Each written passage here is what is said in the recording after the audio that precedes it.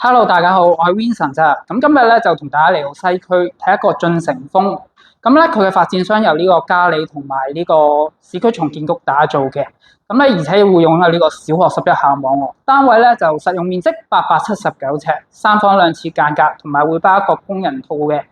咁咧首先而家我哋就喺客飯廳嘅部分啦。大家咧都見到呢個客飯廳咧真係四四正正，好方正嘅，所以好容易擺放家私嘅，做到客飯廳分明啦。咁咧，因為咧現時咧業主就擺咗一啲比較大型嘅櫃喺度啦，咁大家咧將來可以因應自己需要啦，咁再揾啲設計公司咧，咁就可以為呢個空間增值啦。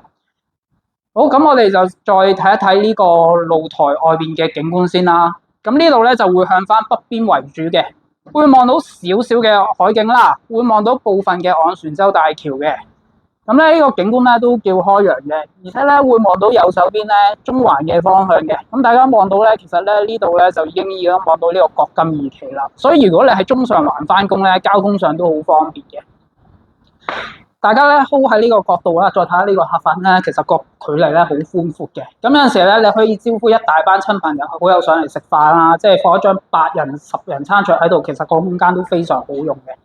咁我哋講完客飯廳嘅部分啦，我哋再沿住走廊睇睇呢個睡眠區嘅部分啦。咁就我哋睇咗右手邊呢間第一間客房先啦。咁我諗業主咧就配置咗俾佢哋嘅小朋友嘅。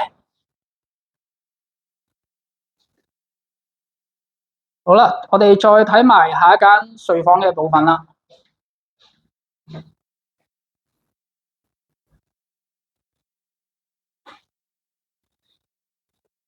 係啦，咁兩間睡房嘅景觀咧，都係大致相若，都會望到少少嘅海景嘅。咁咧，同埋呢啲窗台嘅部分咧，咁大家可以靈活運用埋嘅。咁大家咧可以再 set up 一啲櫃喺度啊，咁就會令到成個空間個收納量更加多啦。我哋再睇埋主人房嘅部分啦。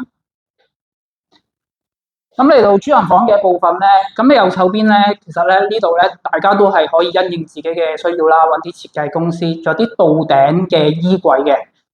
開埋門俾大家睇下，呢度都幾寬幾深下嘅，所以個收納量絕對充足。咁主人房咧做到三邊落床就唔成問題啦，絕對。咁景觀上咧大致上都係同翻客飯廳嘅露台景觀相若啦。而呢度咧會望到多東邊少少嘅，亦都會同樣地望到中環嘅方向啦。我哋再睇埋其他單位嘅部分啦。咁首先咧，佢呢個單位咧其實三房兩廁嘅。咁咧兩個洗手間咧都 keep 得好乾淨企理，同埋最重要係明廁啊！因為咧有好多時候咧，而家啲新樓咧，佢要就個景觀關係咧，而犧牲咗呢個開則上，會令到洗手間變咗做黑廁。咁佢呢兩個咧洗手間都係明廁嘅，所以我覺得都要同大家講一講啦。好啦，至於飯廳嘅部分咧，咁大家咧呢度會見到隻窗嘅。咁如果有陣時夏天熱嘅時候咧，你將露台嗰邊打開，同埋呢隻窗打開咧，就會形成咗一個南北對流啦。咁就會令到呢個空氣非常之流通啊，咁就會舒服少少。而廚房咧，佢就改咗做一個半開放式嘅廚房設計啦。咁有陣時可以朝早做啲簡單嘅早餐啊，放喺度咁樣望住出邊嗰個露台景觀咧，食少少沙律啊，食少少早餐都幾寫意嘅。嗱，咁廚房咧就呈 U 字形啦，個收納空間咧同埋呢個備餐區咧好充足嘅，咁明火煮食啦，咁亦預留咗一啲空間俾大家放一啲基本嘅家電喺度噶啦。咁最後咧嚟到呢個部分，咁呢度咧第一個工人套嘅，即使咧係工人套咧，佢洗手間都附設咗有窗嘅，又或者大家唔請工人嘅話咧，咁其實咧。大家可以將呢度咧變咗一個雜物房。如果你有小朋友或者老人家，啲雜物可能會多啲。咁呢個空間咧，其實個收納量都唔少嘅。咁最後咧有啲嘢就想同大家講啦。咁呢度咧就係一個小學11校網，所以家庭客都幾中意呢個範圍嘅。咁同埋咧都近呢個港鐵站嘅，步行去過去咧，其實都係3至5分鐘左右就可以啦。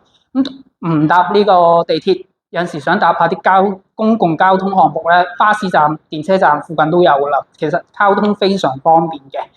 咁如果咧大家想預約睇呢個單位，或者有任何疑問同查詢，歡迎大家隨時聯絡我。拜拜。